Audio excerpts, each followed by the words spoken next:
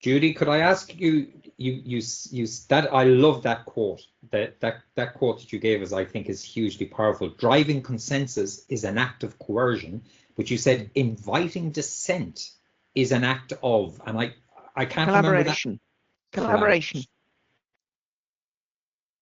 Can you talk us through that in a wee bit more detail? Because I think that's really powerful.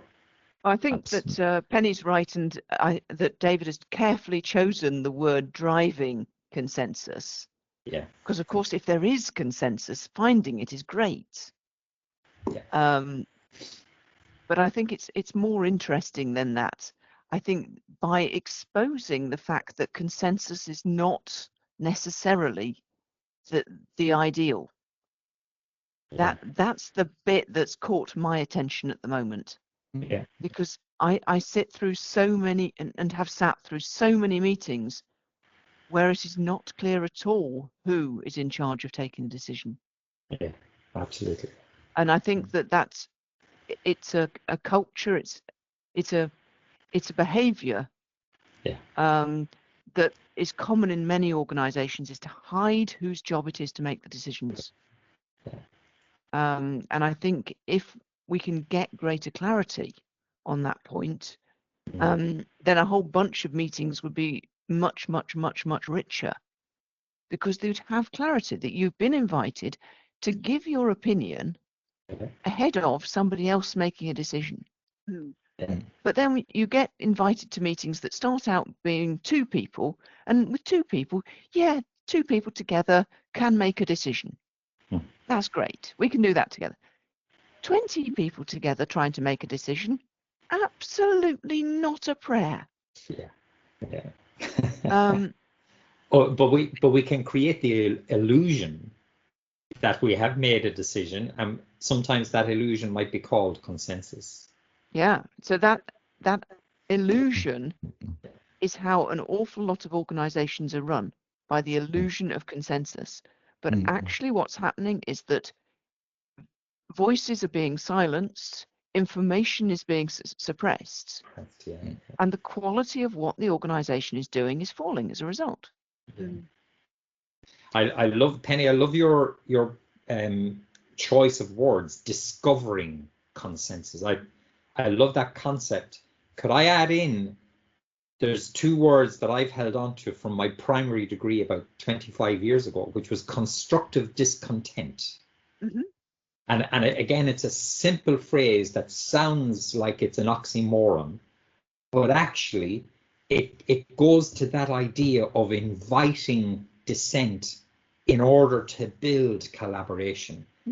But does that not take us actually back to the very beginning of the idea of clean language? Does it, that as part of the groan zone, is it really to try and bottom out our shared understanding of the words we're using?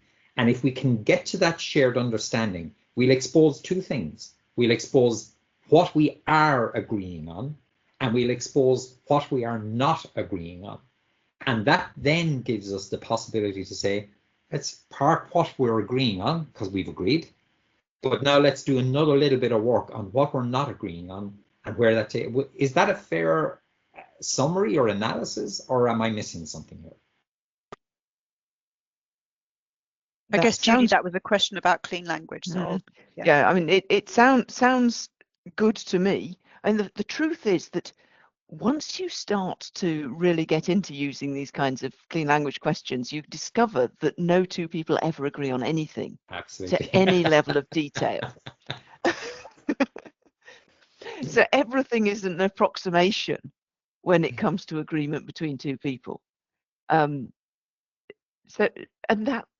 what's lovely about that is the idea that it's okay for people to be different. And we can still get stuff done, even when we only agree up to about a 50% approximation. Doesn't stop us cracking on. I'm working with a colleague friend in America on an event we're running in the end of the year. We decided a theme, clean to go.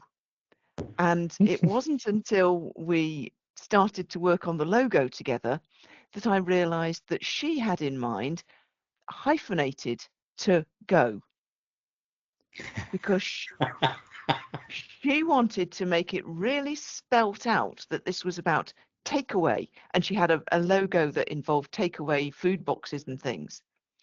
And I really wanted the ambiguity of all the words that could be encompassed in clean to go. Yeah. Kickoffs, all sorts of interesting things. Yeah, absolutely. Yeah. But we ended up having to have a whole exchange over email about whether or not the words to go should be hyphenated.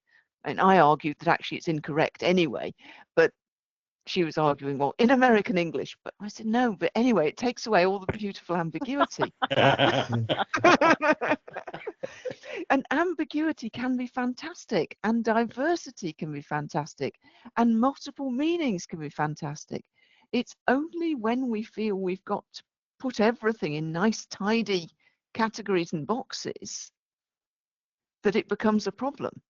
Well, you've hit on the classic point at which these things often do get flushed out, which is when you're developing a brand identity.